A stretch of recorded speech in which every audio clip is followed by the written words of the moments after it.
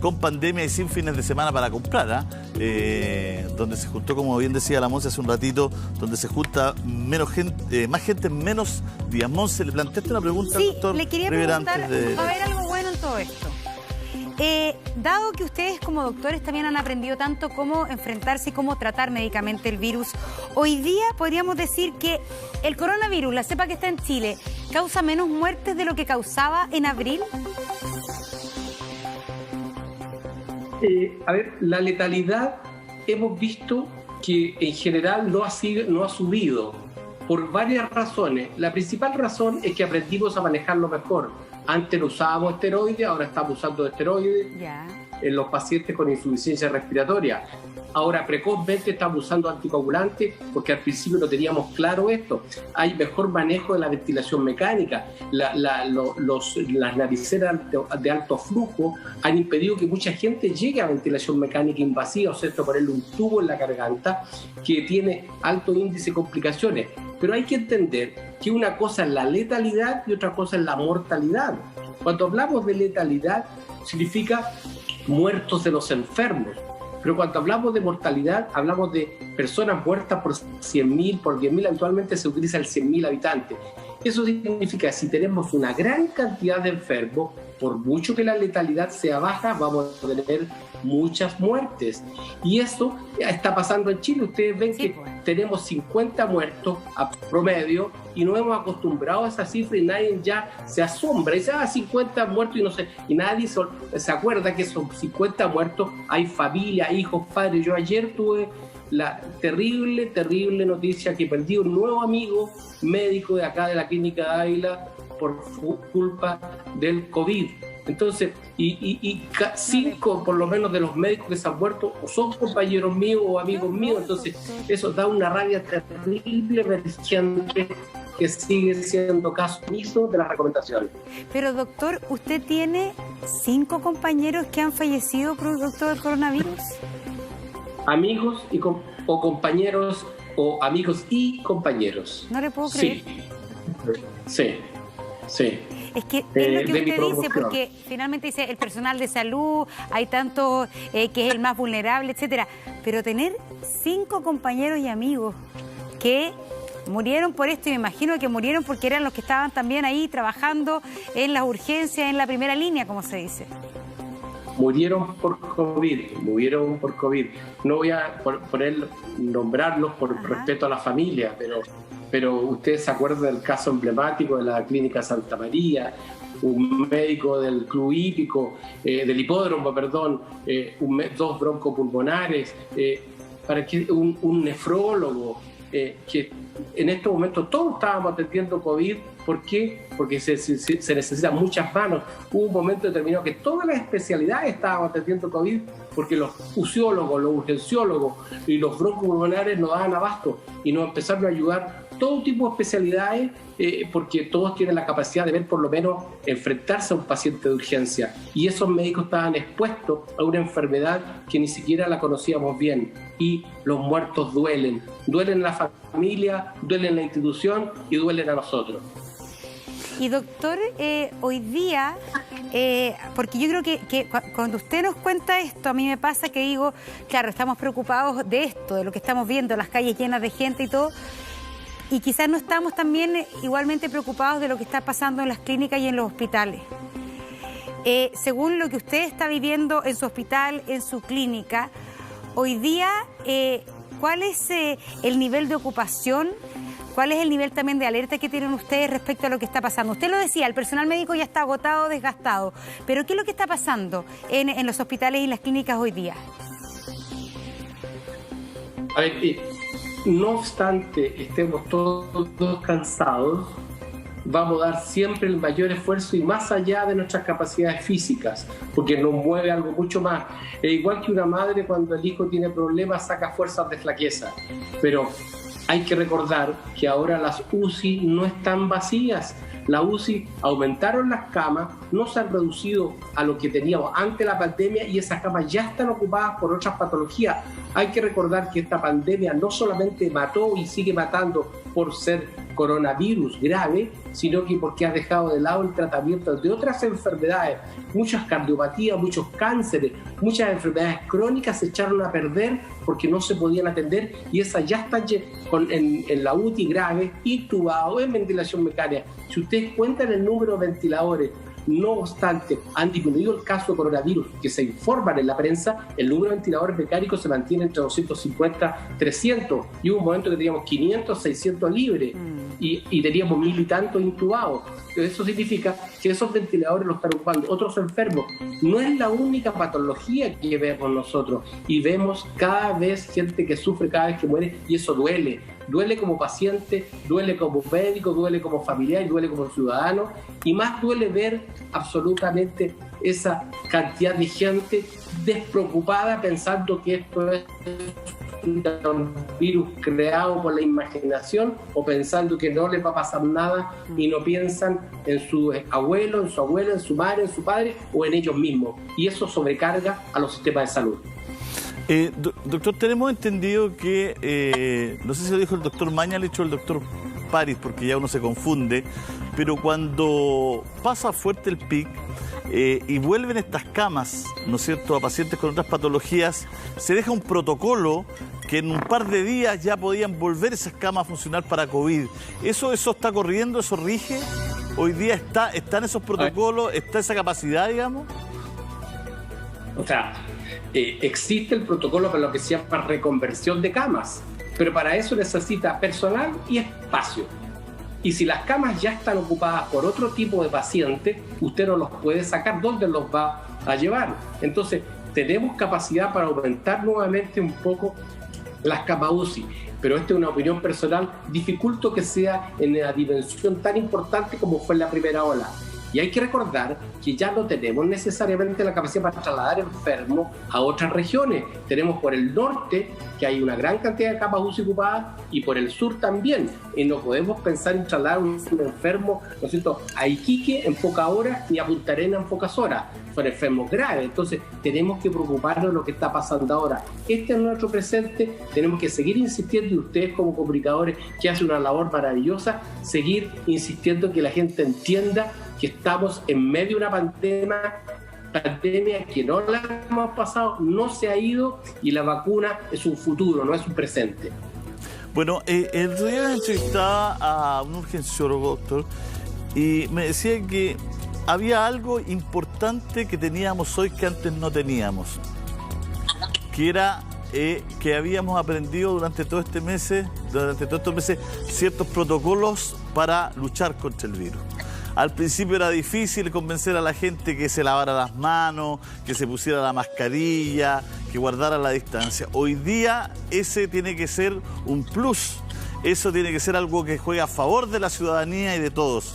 Por lo tanto, independiente de lo que usted esté haciendo o independiente de cómo esté en la casa todo, no aflojar esas medidas, no aflojar el uso de mascarilla constante y permanente, el lavado de manos cuando uno llegue, aunque ya nadie esté enfermo en la casa, igual, lavado de manos o alcohol gel, por supuesto la distancia social, por supuesto la ventilación a diario del lugar donde vivimos. Todo eso tiene que ser una constante, no solamente la gente que está enferma o que tiene miedo, que tiene la posibilidad, no, sino que ojalá de toda la ciudadanía, doctor, ¿no? Traspasarle eso a la gente, por favor. Absolutamente, usted ha dado el clavo. Sí. Eso es lo que tenemos que hacer, y hacerlo para siempre. Tenemos que pensar, y no es que hay que ser pesimistas, tenemos la posibilidad de tener más pandemia, otros virus, cada vez le hemos quitado terreno más a los animales, cada vez estamos más cerca de sectores antes no llegábamos, por lo tanto la probabilidad de mutaciones de otros virus es una enfermedad que nos va a llegar, una pandemia en ciernes, por cierto, que probablemente nos va a llegar. Tenemos que estar preparados. Si aquí este virus nos dejó nunca igual que antes, hay un antes y un después, y ese después tiene que ser mejor preparado que lo que teníamos antes. Por lo tanto, el lavado de manos es una cosa que tiene que ir incorporada en el ADN de cada uno de nosotros.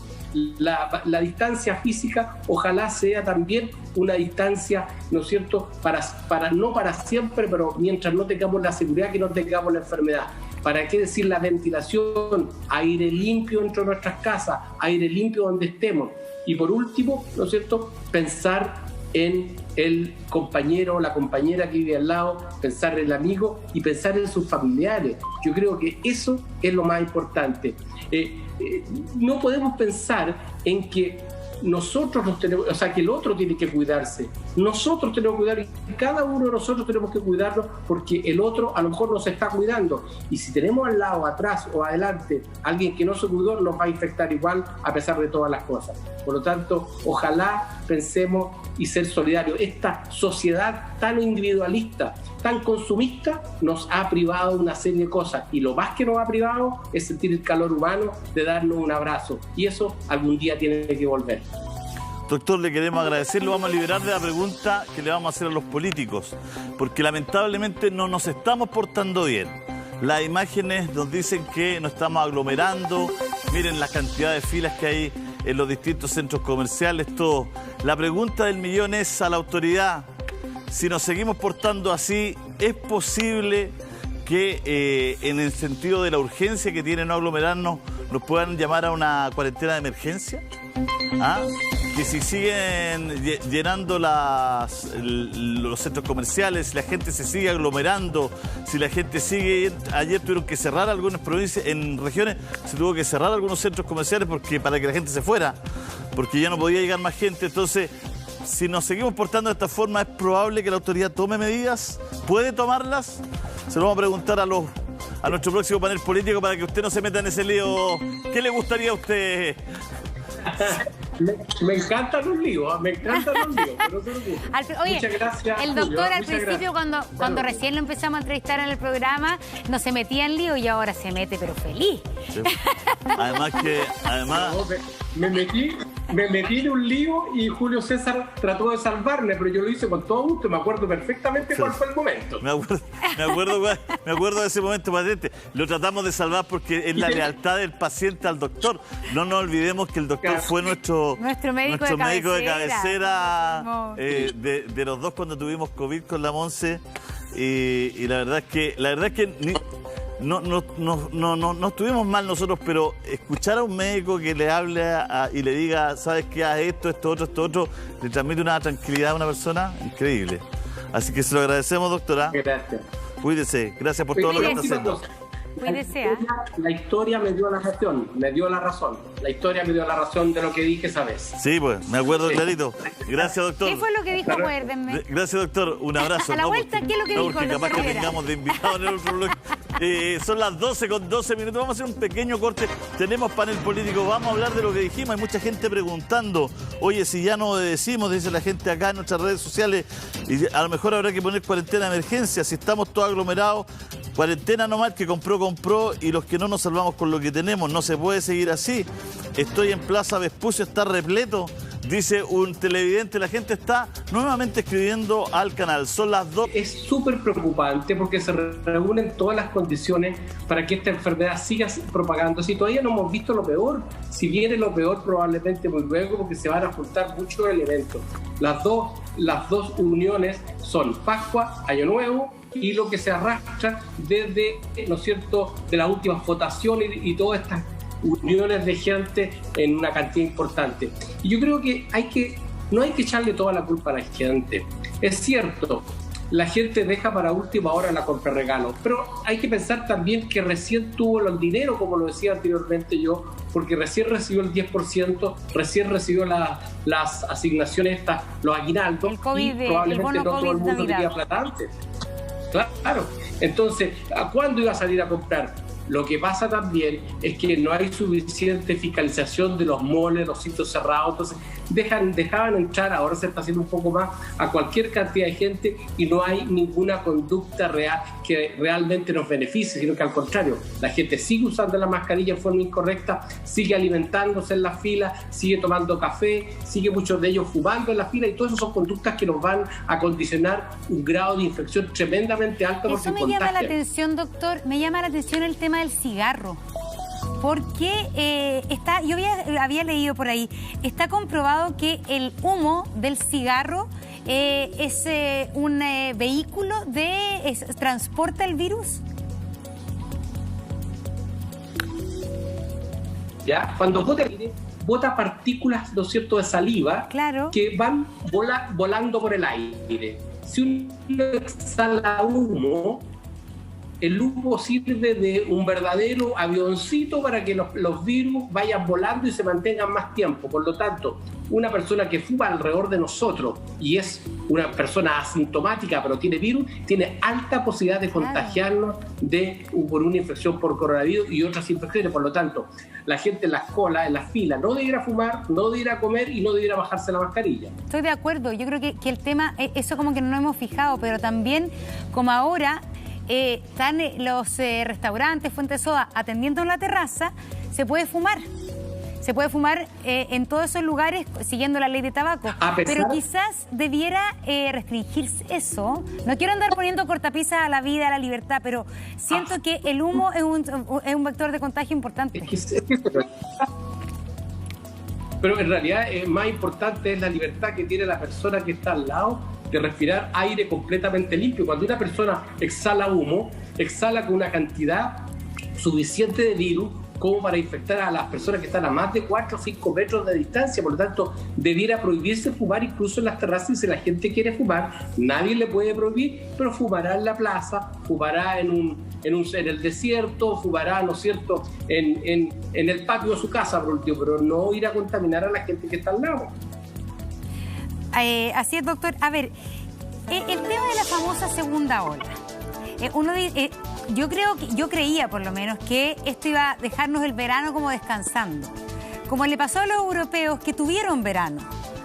Pero nosotros estamos viendo bien negro el panorama para enero y febrero. En ese sentido, usted ve que no vamos a tener ese veranito que tuvieron los europeos y que nos vamos a tener que, durante enero y febrero, resignar a un poco lo que estamos ahora, fase 2, imposibilidad de viajar a regiones, etcétera. Yo pienso sinceramente que no debiéramos pensar en una Navidad como la hubiésemos querido. Si queremos celebrar más Navidades, si queremos tener más Año Nuevo, si queremos algún día abrazarlo y dejar de tomarnos con el codo y sentir el calor de la persona que queremos, tenemos que hacer sacrificios. Y el sacrificio es ahora. Ojalá la gente entienda que probablemente este verano va a ser totalmente distinto, con restricciones, y que no vamos a poder ir a la playa todos juntos, no vamos a poder juntarnos porque para la vacuna falta mucho. Coronavirus tenemos todo el año. Coronavirus tenemos todavía, que nos va a significar una ola importante. Yo creo que los primeros días de enero vamos a tener importante cantidad de gente hospitalizada y probablemente en las UCIs, y nuestro personal, como lo he repetido muchas veces, está cansado.